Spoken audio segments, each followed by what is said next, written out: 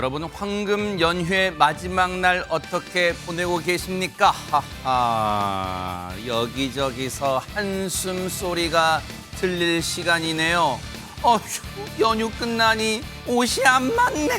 네. 어휴, 연휴 끝나니 지갑이 비었네.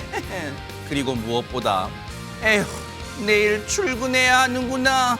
네, 이렇게 연휴의 끝은 모두가 힘이 듭니다. 옆에 있는 분들 그냥 토닥토닥 해줍시다. 운전하느라, 명절 음식하느라 고생했단 말도 아끼지 마시고요. 오늘까지만요, 그냥 맛있는 외식하자고요. 내일부터 열심히 일하면서 살 빼고 돈도 벌면 되니까요. 하늘이 열린 10월 3일 개천절에 김명준의 뉴스파이터 활기차게 시작해 보도록 하겠습니다.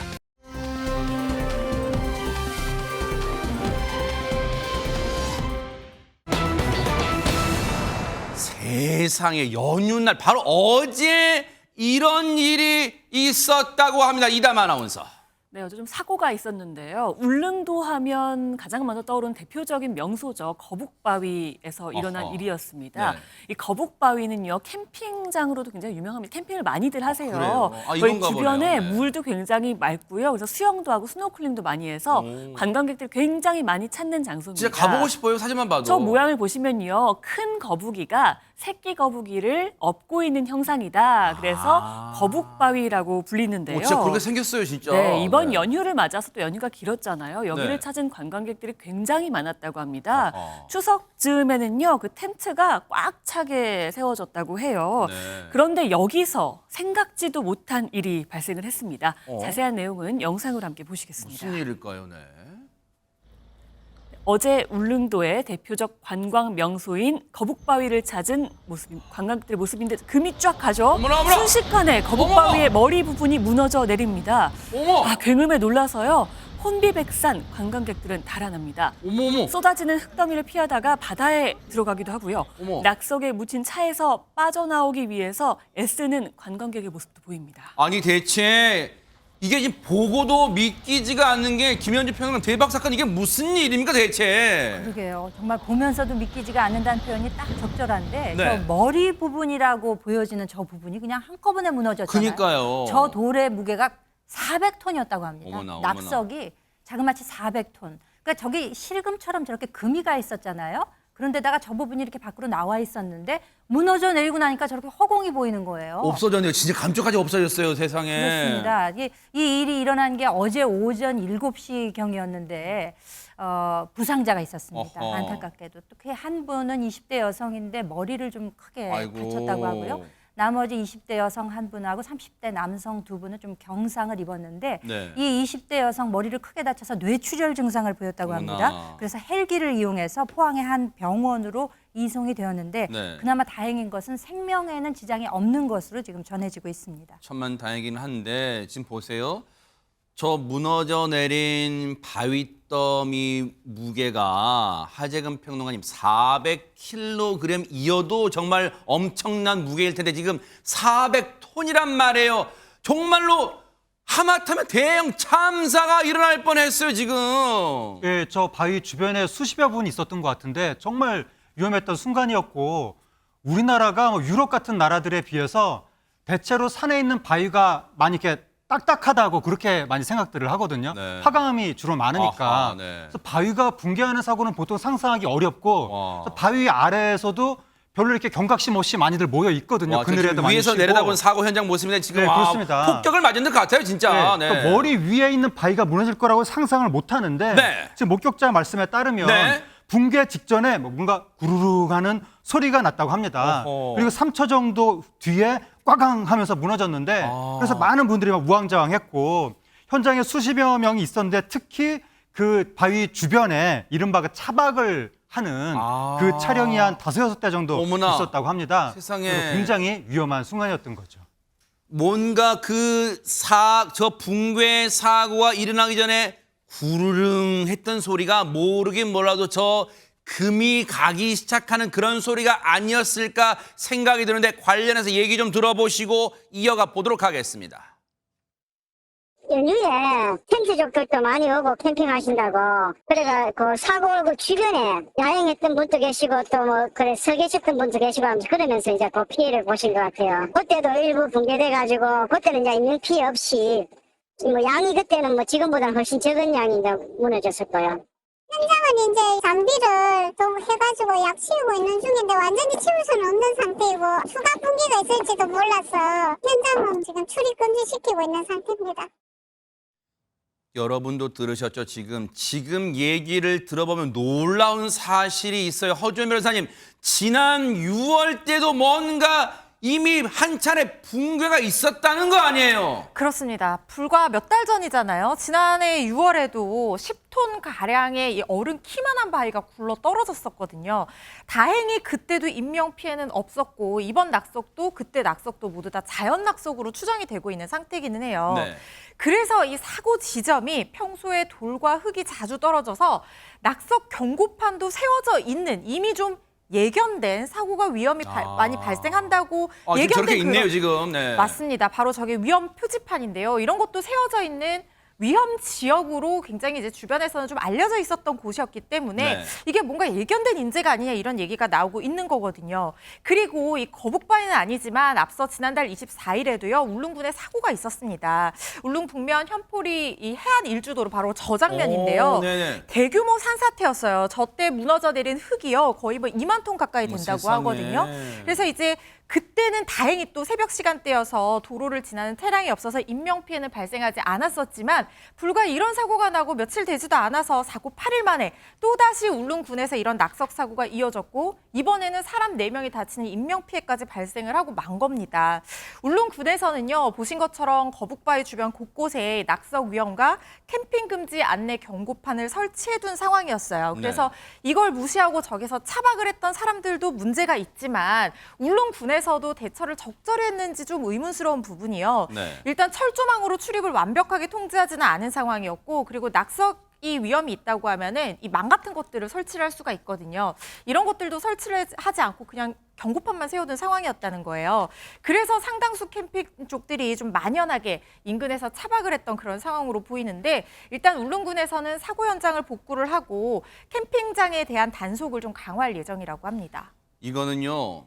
총체적인 안전 불감증이에요. 지금 허주연 변호사님이 정말로 잘 짚어주셨지만 박성배 변호사님 보세요. 울릉군도 저 낙석주의라는 곳곳에 위험 안내 표지판만 설치했지 지금 이런 연휴 기간이면 많은 관광객이 저 거북바위를 보려고 몰릴 것을 충분히 예견할 수 있잖아요. 그럼 이 현장에 울릉군, 물론 울릉군 관계자도 연휴 명절 즐기할 권리 있죠. 하지만 어쨌든 시민의 안전, 관광객 안전 대비했다면, 염려했다면 현장에 안전 요원 정도는 있어야 되는 거 아니었습니까?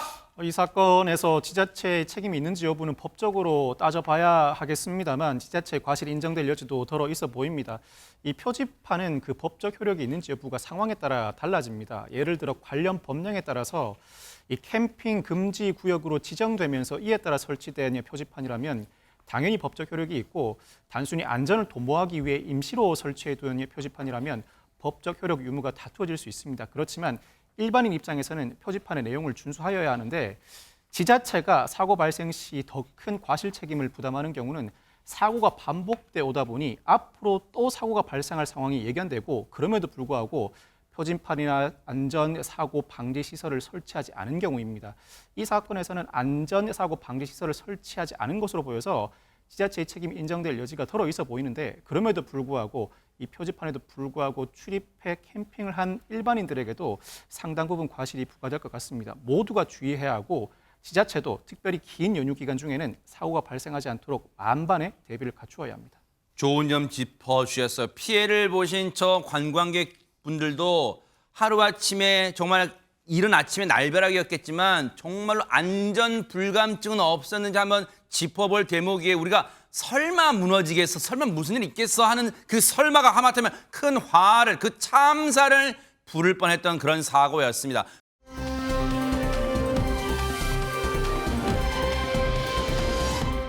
그런데 연휴 기간에 또 이런 사고가 있었어요. 박성배 변호사님. 이번에는 연휴를 잘 보내고 올라오는 귀경길에 벌어진 안타까운 사고입니다. 바로 영상으로 보시겠습니다. 그제 오후 7시경 귀경길 차량으로 가득한 어머나. 충북고속도로의 한 휴게소입니다. 보신 것처럼 서행하는 차들 사이로 갑자기 한 SUV 차량이 길을 건너던 두 행인을 들이받습니다. 세상에. 이후에도 차량을 3대나 더 들이받은 이후에나 겨우 멈춰섰는데요. 어머나, 아이고. 가족과 함께 행복한 시간을 보냈을 추석 연휴 귀경길에 이처럼 안타까운 사고가 벌어져 큰 충격을 주고 있습니다. 지금 오늘 영상들은요, 이담 아나운서, 저희가 아마 시청자분들도 그런 생각이실 거예요. 지금 보고도 믿기지가 않으실 거예요. 지금 저 상황이 진짜 어떻게 일어날 수 있습니까? 지금 근데 저 상황에서 지금 차에 치이신 부상자분들 지금 어떤 상태인지 걱정됩니다. 이 두 분이 차량에 이제 깔리게 됐는데, 이 50대 여성 같은 경우에는 119 구급대에 의해서 구조가 돼서 병원으로 바로 옮겨졌는데요.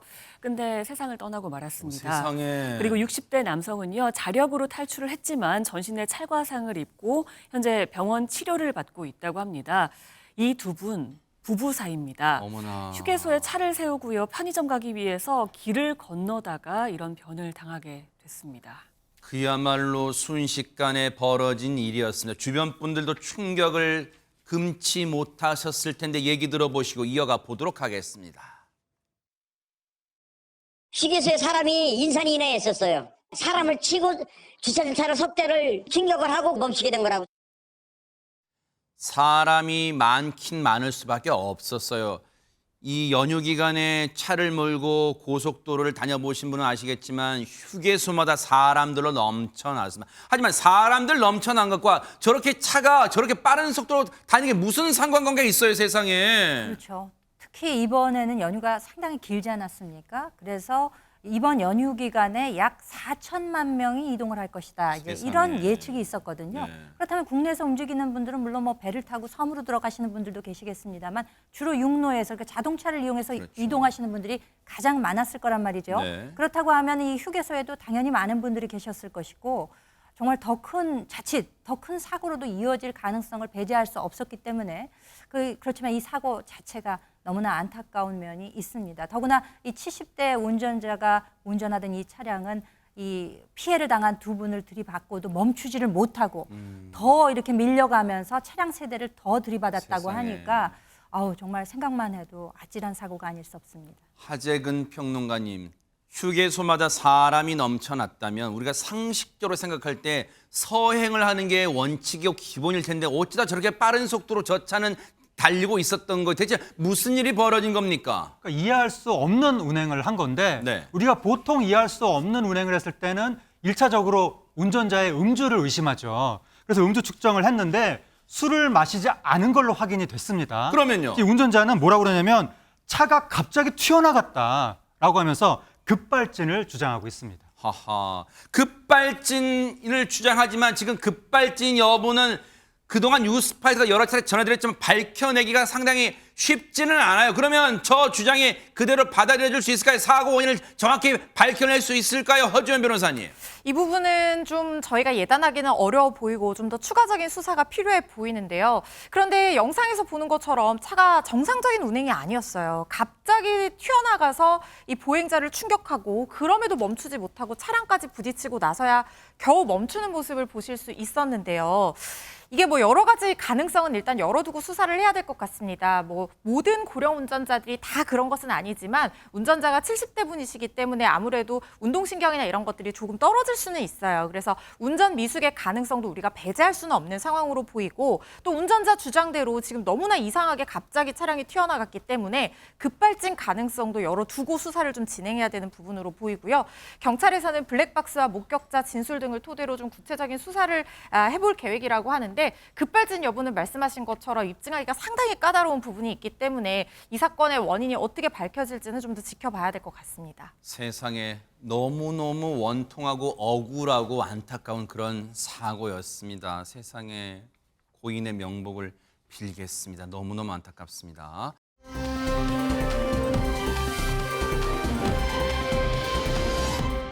신동들이 발견이 됐습니다. 네. 그 세상에 대체 어디 숨어있다 이제야 나왔나 했더니 네. 이 세상에 태어난 지도 얼마 안 됐어요. 어머? 네, 그래서 그동안 숨어있다가 탁 나타난 겁니다. 네. 특히 추석 연휴에는 항상 이렇게 연휴가 이어지면 좋은 무대 보고 싶잖아요. 아하. 그 무대 여러분 함께 보시겠습니다. 누굴까요, 네. 전하윤 양은요, 불타는 장미단에 출연하고 싶어서 비행기 타고 중국 연변에서 날아왔다고 합니다. 안녕하세요. 大家好. 미소천사 6살 전하윤입니다. 자, 오늘 하윤 양이 도전하는 노래가 좀 특별한 노래라고 들었거든요. 준비한 노래는 박수 주세요입니다. 엄마가 저를 위해 만들어 줬어요. 여러분, 박수 주세요. 귀요미 하윤이가 노래 불러요. 성선 박수, 이모 박수, 흥이 납니다. 엄마 박수, 언니 박수, 신이 납니다. 박수 주세요. 박수 주세요. 아싸싸 사랑 박수 짝짝 주세요. 아싸싸 사랑 박수 짝짝 주세요. 박수 주세요. 아니 이렇게 귀여운데 박수를 진짜 안 쳐드릴 수가 없어요. 진짜 대박 사건입니다, 진짜. 예, 6살 신동 전하윤 양이 와. 연변에서 지금 불타는 장미단 신동 특집 무대에 출연하기 위해서 비행기 타고 왔다는 거예요. 오. 지금 불타는 장미단의 인기가 국경까지 넘어서 이제 해외까지 네. 알려지게 된 것 같은데 네. 거기서 지금 전하윤 양이 신곡 발표됐습니다. 어허. 지금 들으신 저 노래가 신곡인데 엄마가 만들어준 노래라고 합니다. 오. 어머니가 학교 노래 선생님이라고 합니다. 그래요? 거기서 바로 저런 노래를 선보여서 지금 연휴 때 많은 국민들한테 사랑을 받았고 네. 그리고 또 객석에 저기 지금 옆에 손태진 씨가 앉아 있었는데 네. 손태진 씨가 유창한 중국어로 어허. 전하윤 형한테 응원하는 이야기를 해줘서 어허. 그것도 눈길을 끌었습니다. 이야 진짜 따자하오 뭐 했겠죠 또 손태진 씨가. 그런데 이 무대에서 네가 제일 예뻐? 그러니 긴장하지 마 하고 하윤양에게 중국어로 얘기를 했고, 아까 웃긴 게 재밌는 게 작사 작곡 하윤이 엄마 이렇게 나왔는데 김현진 평론가님, 전주가 나올 때는 그냥 수줍어다가 전주 딱 나오니까 눈빛이 달라져요 지금. 6살 맞아요, 어허, 진짜. 네. 정말 타고난 무대 체질이 아닌가 네. 싶고요. 중국에서 활동을 하다가 우리나라에 지금 불타는 장미단 MBN에 온 거니까 네. 이게 일종의 해외 진출을 벌써 한 거예요.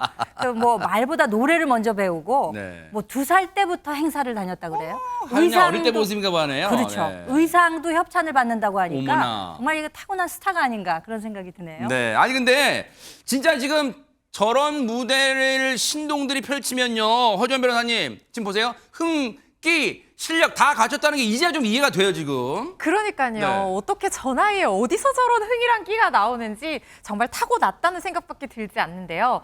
그런데 이 무대 뒤에 나온 다음 친구는요. 더 깜짝 놀라실 거예요. 앞선 친구들을 다 긴장하게 만들었던 친구가 나왔는데 이야.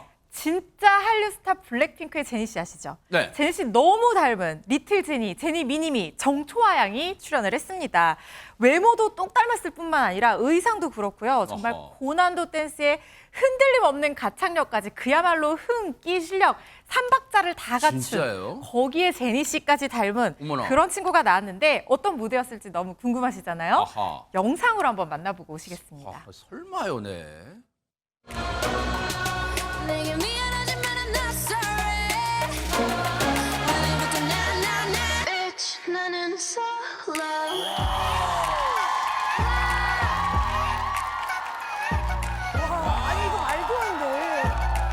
Bitch 나는 solo. I'm going solo. I'm going solo. 만난 설렘 감동 뒤엔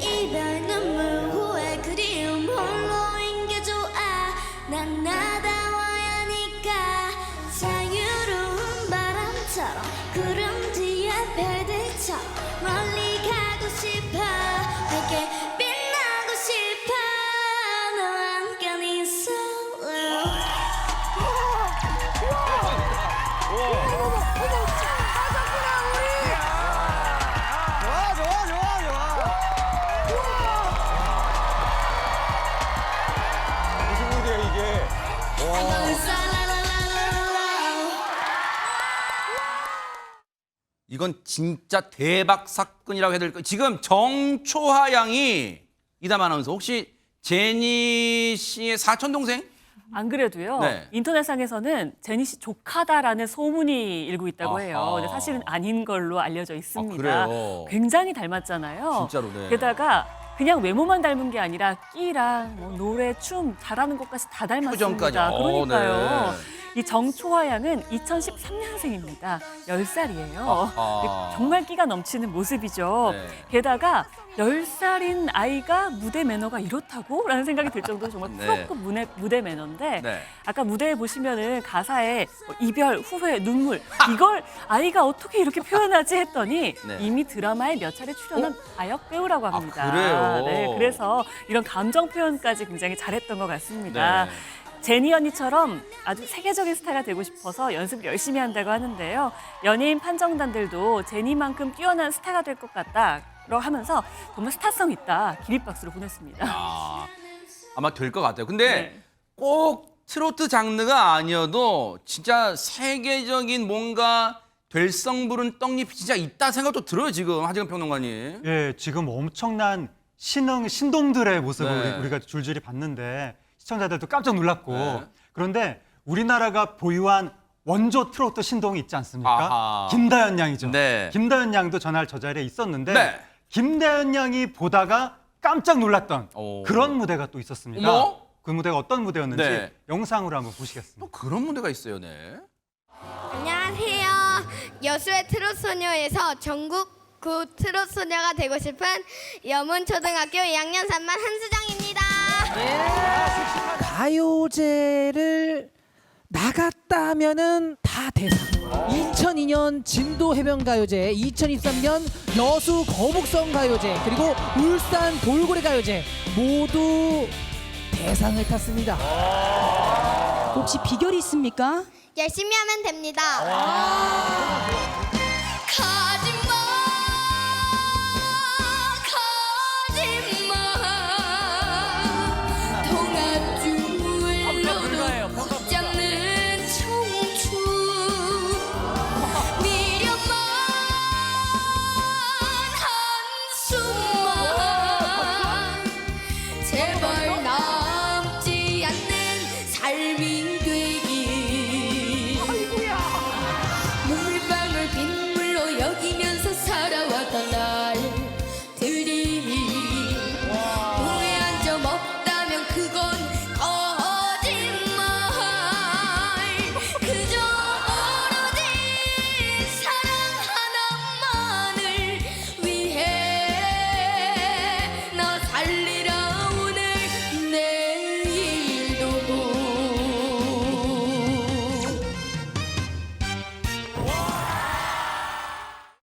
첫 소절 듣자마자 지금 저 무대에 있던 오빠들이 턱이 그냥 다 축 빠졌으나 지금 김일 평론가님. 아, 그 초등학교 2학년 9살이라는 게 정말 믿기지가 않네요. 와. 그리고 음색의 성숙함이라고 하는 게 가지마 한 소절 나오니까 벌써 아이구야 소리가 절로 나오잖아요. 그러니까요. 그러니까 뭐 타고난 재능이라고 하는 게 물론 뭐 노력으로 극복되는 부분이 있는 거지만 저 정도면 정말 타고났다라는 평가가 당연히 나올 만하고 또 김다연 양도 꺾기가 장난 아니다 이런 평가를 내놨다 그래요. 어떻게 저 나이에 저렇게 성숙한 음색과 창법이 나오는지 참 그것도 의문이고 가수 신유 씨도 그랬다 그래요. 노래가 너무 편안하다. 듣기에 정말 편안하잖아요. 마치 어른이 부르는 것처럼.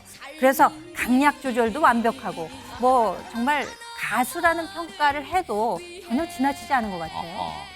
저는 개인적으로 이게 고음이면 가늘게 올라갈 줄 알았더니 음색과 성량이 굉장히 풍부한 것에 놀랐는데 근데 지금 개인적인 또 느낌입니다만 야 박선배 변호사님 노래도 잘하지만 공부도 잘할 것 같아요 지금. 똑 부러지는 모습 보니까 공부도 잘할 것 같고 네. 앞으로도 공부를 잘할 수 있는 자질이 충분히 갖추어져 있을 것 같습니다. 네. 그렇지만 정작 수정량은 트로트만 배우다 보니까 동요는 기억이 잘 안 난다고 하는데 학교에 가면 친구들 선생님이 이 사인을 해달라고 요청한다고 합니다. 와. 기분이 참 좋을 것 같은데 네. 연예인은 예뻐야 하니까 피부 관리도 하고 옷도 예쁘고 입고 다니려고 노력 중이라고 합니다. 그렇지만 트로트도 열심히 배우는 한편 공부도 열심히 하는 모습도 앞으로 계속 보여줬으면 좋겠습니다. 네. 근데 동요 배울 또 시간은 있을 거예요. 어쨌든 멋진 무대예요. 근데 이담 아나운서 지금까지의 신동들도 대단한데 이 새 앞선 새 신동을 한 방에 물리칠 또 신동 없을까요? 있습니다. 어허. 왜 없겠습니까? 어허. 고음을 완전히 팍 지르는 친구가 있습니다. 어허. 대체 이게 몇 단 고음일까 싶을 정도인데요. 락 스피릿을 가진 8살 아이입니다. 어허. 영상을 함께 보시겠습니다. 안녕하세요. 뭐야. 김준서입니다.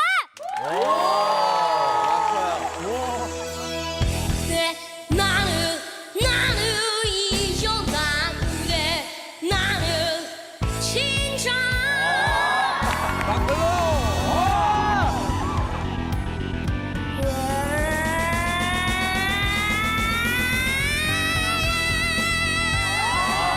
별이 짖는 오늘 밤 너와 비가 내리는 밤도 매일매일 기다려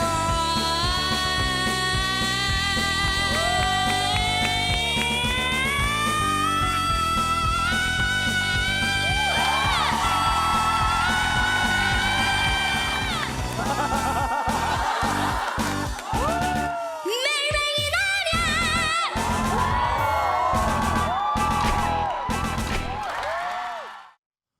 저 곡이 하재근편 원곡이 T3스 노래 아니에요? 예, 그렇습니다.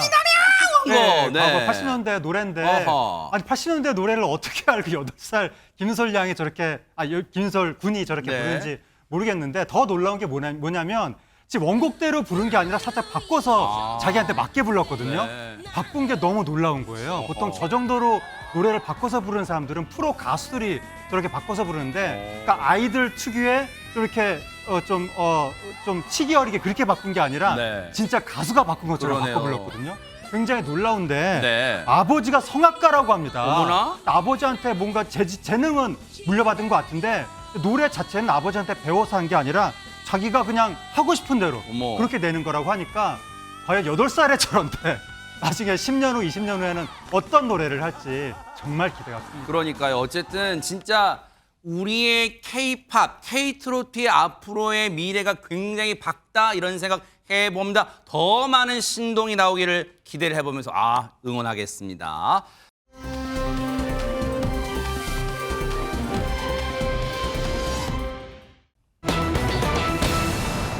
엿새간의 추석 연휴 지루하지도 않으셨을 이유가 아마 이담 아나운서 이거 보시느라 그러셨을 수도 있어요. 네, 특히 신유빈 전지희 선수가 항저우 아시안 게임에서 금메달을 땄습니다. 진짜, 박수를 한번 쳐야 될 것 그러니까요. 같아요. 박수.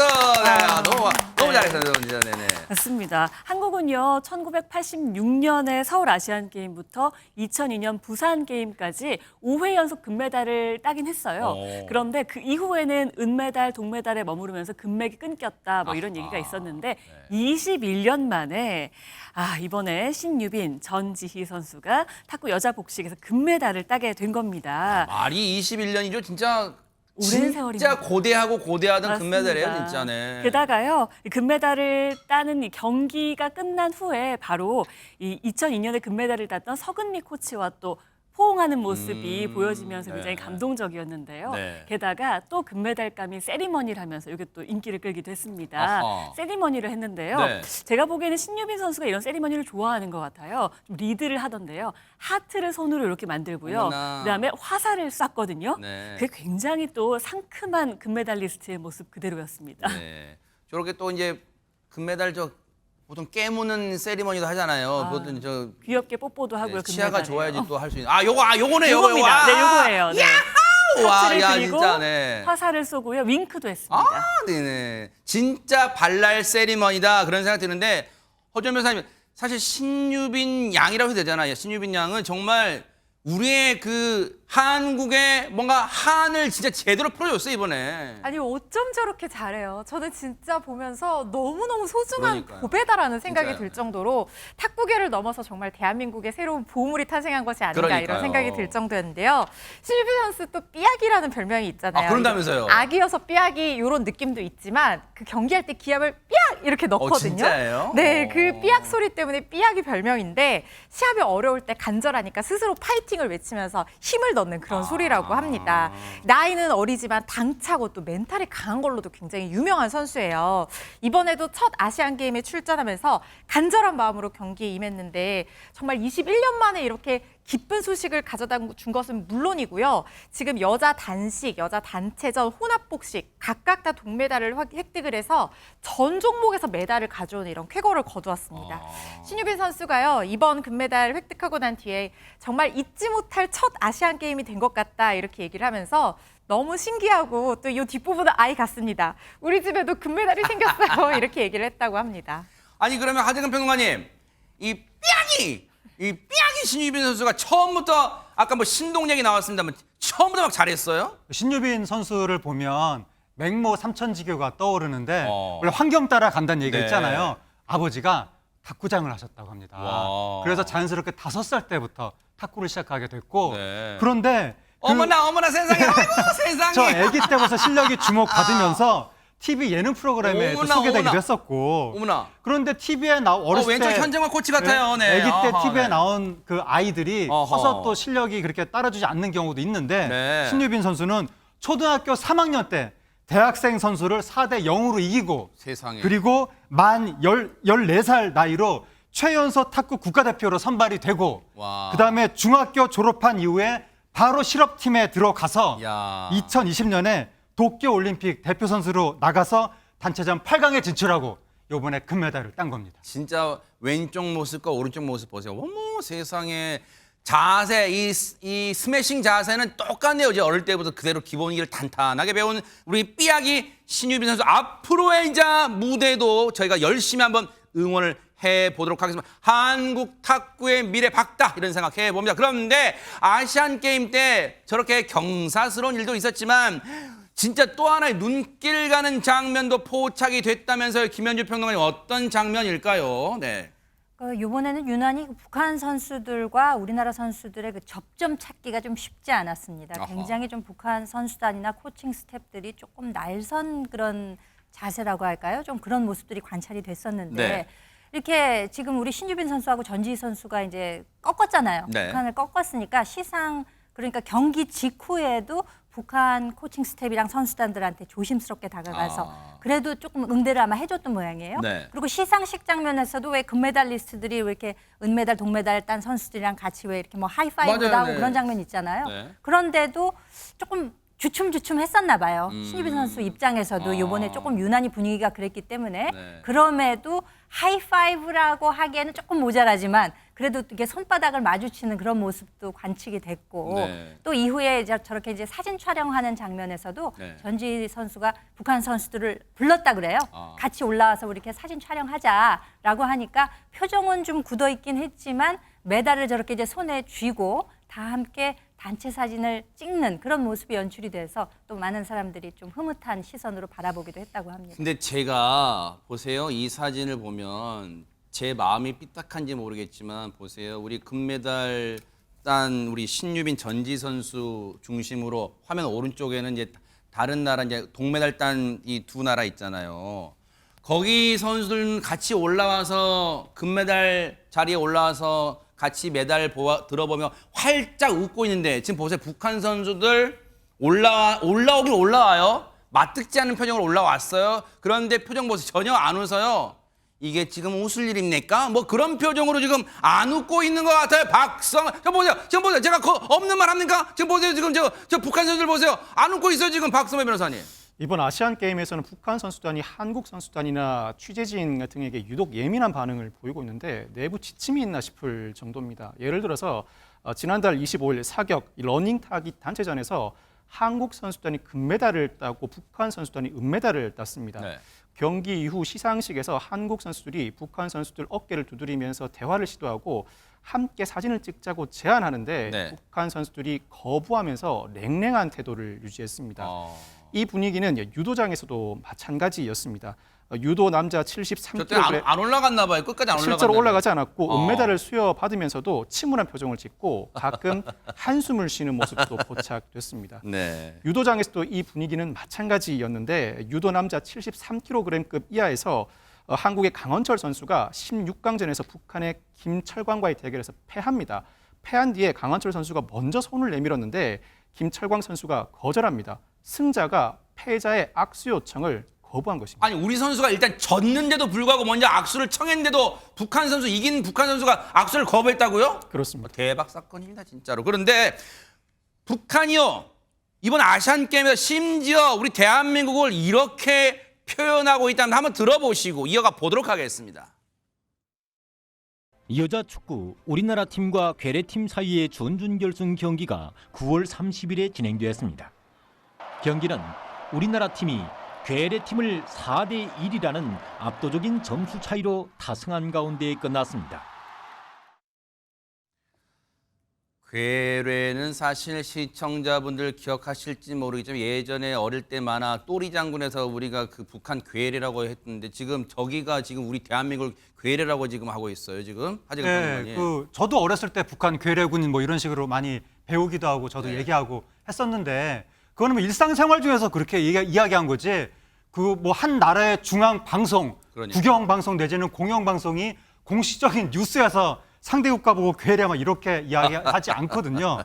근데 저기가 무려 조선중앙 TV인데 네. 거기서 뉴스를 했는데 그 뉴스에서 우리나라 팀과 괴뢰팀 사이에 준결승 경기가 있었습니다. 이런 식으로 말로 했을 뿐만 아니라 자막으로도 저렇게 괴뢰 뭐야? 괴뢰 이렇게 공식적인 자막을 저렇게 냈다는 거예요. 너무 황당한데 네. 저럴수록 북한의 국격이 떨어질 수밖에 없는데 근데 저거는 북한 기준으로 봐도 조금 특이한 어떤 그 행동이라고 합니다. 네. 기존에는 북한이 저런 상황에서 남조선이라고 많이 했었는데 네. 요번에 유독 저렇게 예민한 태도를 많이 보이더니 TV에서도 괴뢰라고 표기를 한 겁니다. 그만큼 지금 뭔가 지금 위축되고 지금 코너에 몰리고 있는 거예요, 허주연 변호사님.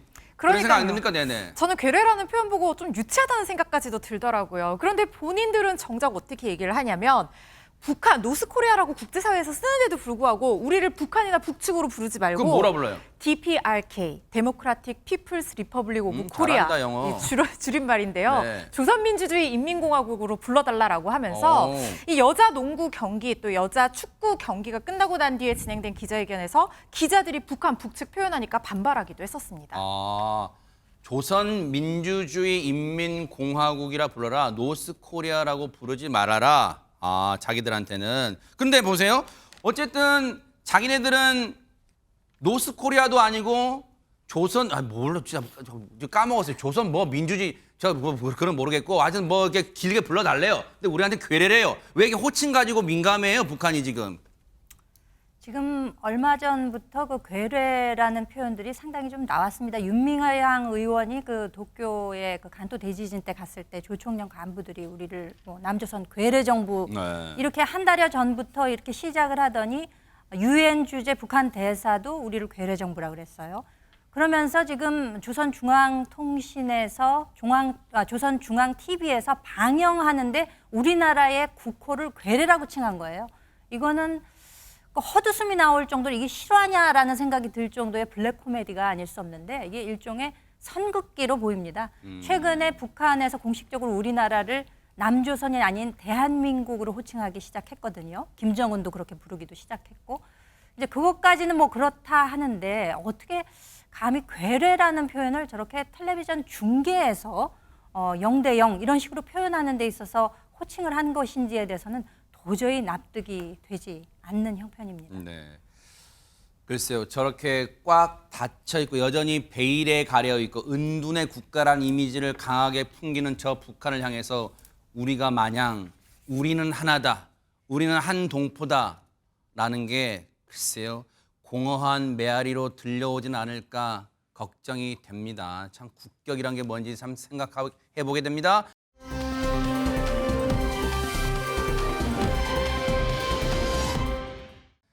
오늘의 클로징은요. 저 멀리 와우 캐나다 위니펙에 사시는 정선미 님이 사진과 함께 보내주신 내용입니다. 읽어드릴게요. 최근에 미국에서 K김밥 열풍이란 뉴스를 접했어요. 그런데 이곳 캐나다에서도 K김밥 맛본 외국인들이 모두 엄지척을 하네요. 그 바람에 아들 녀석 김밥 사줄 때마다 인근 대학교에 제가 다니는 랭귀지 스쿨 외국 친구들과도 나눠 먹을 김밥을 싸느라 허리가 아플 지경입니다. 이참에 식품 매장 운영하는 남편 가게에 K김밥 메뉴를 추가해 볼 생각이에요. 이렇게 보내주셨습니다. 정선민님, K김밥 홍보대사 하셔도 되겠어요. 사업도 대박 나시길 바랄게요. 김명준의 뉴스파이터 여기서 마치겠습니다. 함께해 주신 여러분 고맙습니다.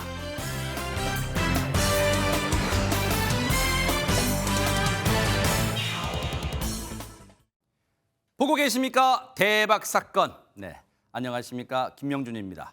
여러분과 함께하는 뉴스파이터. 다양한 소식과 뉴스를 보고 싶으시면 화면 오른쪽을 꾹 눌러 구독해 주시길 바랍니다. TV로도 유튜브로도 여러분께 한 발 더 다가가겠습니다. MBN 뉴스와 뉴스파이터를 사랑해 주셔서 고맙습니다.